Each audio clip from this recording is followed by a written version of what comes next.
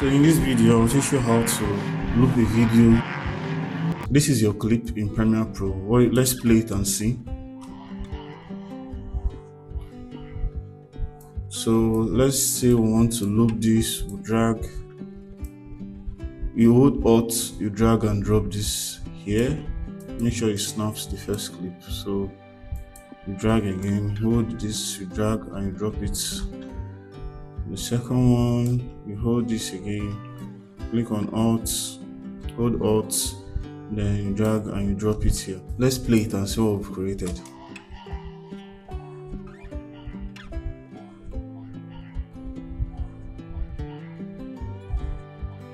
Let's say we want to create a loop in Premiere Pro. In Premiere Pro, what we'll have to do is let's drag and drop this here, drag and drop this here, here, drag and drop this to here.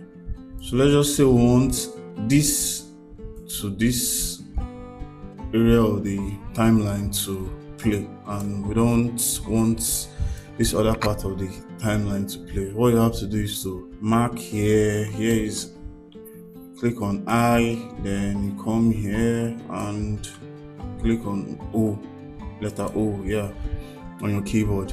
So let's stretch this. Let's mark. We're just marking the area, yeah. So you can just make sure that it's being marked from the beginning to the end by coming here. You see the arrow, it changes. Then you can like drag to make sure that they're actually at the end of the clip.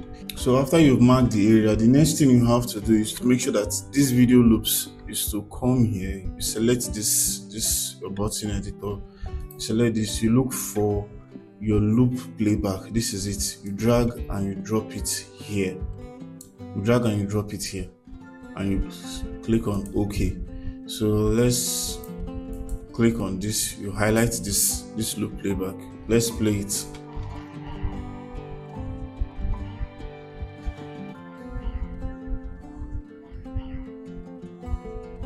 The essence of this loop playback is to, whenever it gets to the end, you should start at the beginning of the mark area you selected. So that's it. So let's say we unclick this or we uncheck this.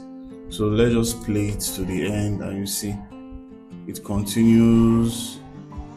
It continues, but the moment you select this, it takes it back to that selected area, to that marked area. You want the clip to just be hovering about. I don't know how it's right, but yeah, just to be playing around here. So you can export your clip.